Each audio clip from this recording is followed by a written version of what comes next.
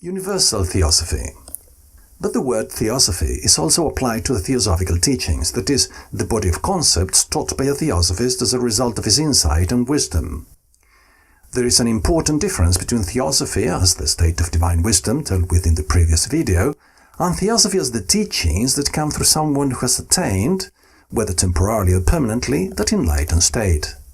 The divine wisdom is the perception of truth, but the teachings are a necessarily partial and conditioned expression of the real Theosophia.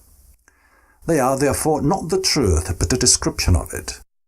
One may be in touch with the Theosophical teachings and know them very well, but it is not the same as to realize the Theosophical state of consciousness, because we cannot reach wisdom through the accumulation of knowledge. When taken as an end in themselves, the Theosophical teachings are of little value. But if the aspirant is earnest, their application will help them to live the right life, to develop self-knowledge and ultimately to awaken the divine wisdom that is in their inmost being. Now, the very nature of the Theosophical teachings accounts for their diversity. A Theosophist will speak according to their own inspiration, expressing their own independent opinions. They are not brain-born ideas, but arise from a deep state of consciousness where the individual is facing truth in some of its many aspects. And in that state, they do not learn through easily repeated concepts, but through images. Quoting again H.P.'s words, one of the reasons why I hesitate to answer offhand some questions put to me is the difficulty of expressing, in sufficiently accurate language, things given to me in pictures and comprehended by me by the pure reason, as Kant would call it. Therefore, a Theosophist has the difficult task of putting into words his holistic comprehension of something which is beyond our known reality. We can imagine how faint must be the expression of a truth in our languages, and why many mystics refuse to put into words that which is sacred. Nevertheless, they have to communicate it as skillfully as they can if they want to point out the way to others. Thus, the expression of the Theosophical teachings must necessarily be different from one Theosophist to another, according to their own temperament, intellectual background, and so on, giving to the Theosophical exposition an extraordinarily dynamic nature that prevents it from becoming a creed. Therefore, although one person may feel more attracted by the Theosophical teachings as expressed by a particular Theosophist, if they have the right understanding, they will know that no verbal exposition is able to express the truth, not even at an intellectual level, and that Theosophia will not be attained by believing in any body of concepts. This universal theosophy includes primordial and traditional theosophy.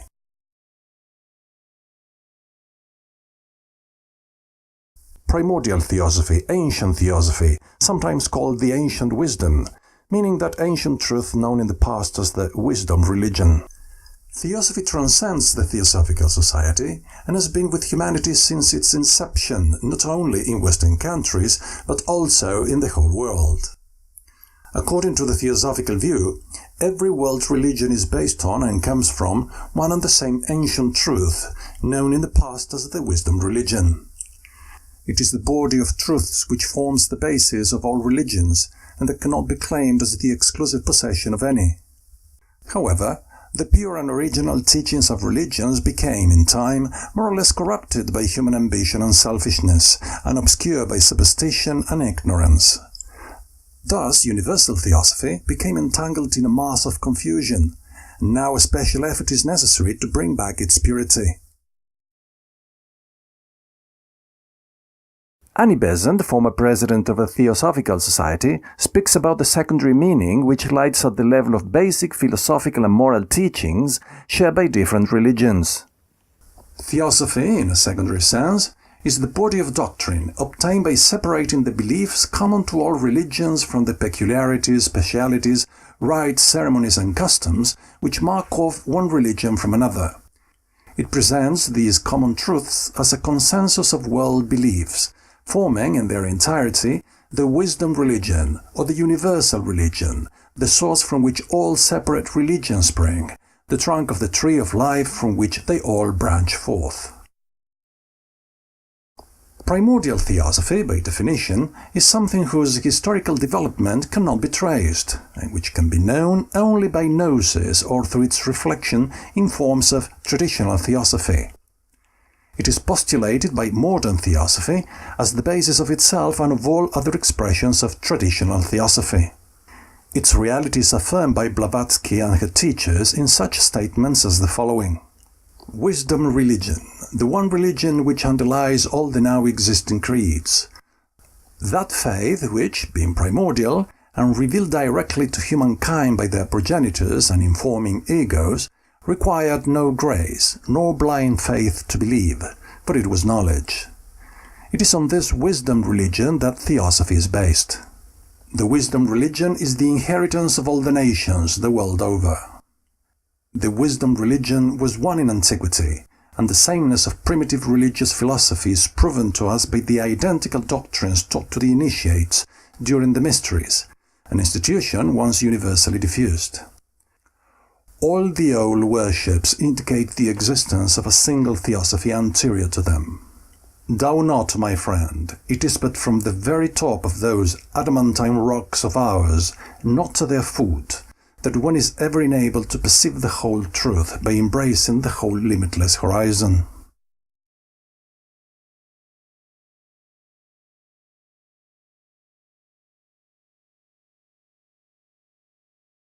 From such comments, it is clear that primordial theosophy has a number of characteristics. It is universal, it is unified, it is comprehensive, it underlies all particular religious philosophies, it is conveyed to initiates in the mysteries. It was, in the first place, revealed to humanity by spiritually advanced beings who were the culture heroes, and in some sense the ancestors of our species. It is not accepted on faith, but experienced as direct knowledge. And in that process it is tested and proved anew by each adept. Primordial theosophy is the timeless truth expressed in manifold, supplementary ways in the religions, philosophies and sciences of the world. Modern theosophy sees itself as a present-day exponent in the line of traditional theosophy, whose earlier exponents include Pythagoras and his school, Gnostics like Valentinus and Basilides, Neoplatonists like Ammonius Saccas, Plotinus, Porphyry, Hypatia and Proclus, medieval mystics like Meister Eckhart, Renaissance mystics like Nicholas of Cusa, Paracelsus, Giordano Bruno, and 17th and 18th century mystics like Jacob Boehme and Emanuel Swedenborg. In addition, Western movements like Kabbalah, Hermeticism and alchemy have strong theosophical components. In the East, the Vedic Upanishads, the Bhagavad Gita, Mahayana Buddhism, Sufism and Taoism are all pronouncedly theosophical.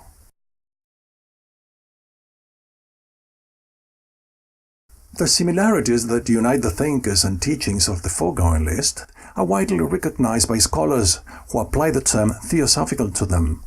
A unifying factor among these otherwise diverse philosophies is the conviction that it is possible to have a direct or mystical perception of an inner reality or truth not conventionally available. Among the first principles of traditional theosophy we find an amorphous and inexpressible absolute unity from which everything comes, the ultimate reality. An everlasting immanent duration, the eternal here and now. Periodicity or cyclicity, including reincarnation and devolution. Polarity or duality, synthesized as coincidentia oppositorum.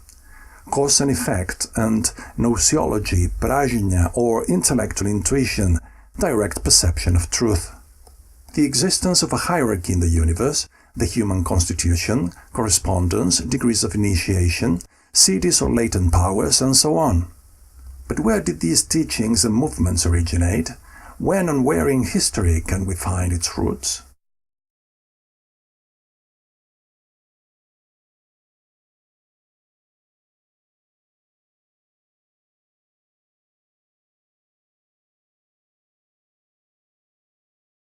The Mystery Schools.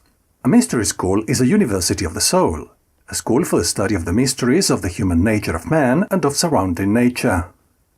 By understanding these mysteries, the student perceives his intimate relationship with divinity. As we look at the pages of history and further into the mist of unrecorded time, we do not see the schools themselves, but through study and devotion, we may glimpse the flash of their track, their way of light. From inference and spiritual testimony, we can trace the pageantry of the light-bearers. as they have passed from age to age, inaugurating the grand religions and philosophies of the human race. Some of these lights shine with immense glory, others with less strength, while still others are but fitful gleams of half-understood truth. Who, for example, has ever seen the real atom? What microscope has penetrated the secret of its existence? Yet today we know more about the atom with its electrons than has been revealed for centuries. Although invisible to both eye and lens, scientists have detected the flash of its track, its way of light. Through diligent and painstaking labor, they have studied this way of light until, through inference and evidence, the structure of the atom and its components, its almost spiritual origin, has been revealed. Thus with the mysteries. The physicist cannot point to the physical atom, yet he knows it exists as the basis, the foundation of all matter. The student of Theosophy cannot show you a mystery school, yet he knows it exists as the heart or atomic center of the spiritual and intellectual life of the planet. With the powerful lens of the ancient wisdom, we can study the way of light flashed forth by each light-bearer over the centuries. It is said that the divine wisdom was taught openly to the first human races. It was only during the time of the fourth or Atlantean race that it became hidden from the sight of the majority. The reason for this secrecy was explained by H.P.B. in the following words. The first, semi-divine, pure and spiritual races of humanity had the truths of God and lived up to them and their ideals. They preserved them as long as there was hardly any evil, and hence scarcely a possible abuse of that knowledge and those truths. But evolution and the gradual fall into materiality is also one of the truths, and also one of the laws of God. And as mankind progressed and became with every generation more of the earth, the individuality of each temporary ego began to assert itself. It is personal selfishness that develops and urges man on to the abuse of his knowledge and power. And selfishness is a human building, whose windows and doors are forever wide open for every kind of iniquity to enter man's soul. Hence the necessity of gradually taking away from man the divine knowledge and power, which became with every new human cycle more dangerous, as a double-edged weapon, whose evil side was ever threatening one's neighbor, and whose power for good was lavished freely only upon self. Those few elect, whose inner natures had remained unaffected by their outward physical growth, thus became in time the sole guardians of the mysteries revealed, passing the knowledge to those most fit to receive it. Thus, from those days were established the mystery schools, in which the wisdom teachings were preserved for the worthy. In the earlier days of this present fifth or Aryan race, the predominant seat of civilization was in Central Asia. It was there that the parent school, the chief and oldest of the mystery schools, was maintained. As the Aryans spread throughout the ancient world, the initiates among them established esoteric schools in all the greatest centers of civilization. It was under the direction of these initiates that many of the temples and monuments of antiquity were built. Often the Aryans spread into regions where races of Atlantean descent were practicing their own forms of esotericism. Mingling with the older races, the Aryan initiates established schools of the mysteries adapted to the culture and social conditions in which they found themselves. Thus, the wisdom religion, which was one in its foundations, became differentiated into innumerable traditions, as we can see in the following picture. The wisdom religion was one in antiquity. All the old worships indicated the existence of a single theosophy anterior to them. The key that is to open one must open all, otherwise it cannot be the right key.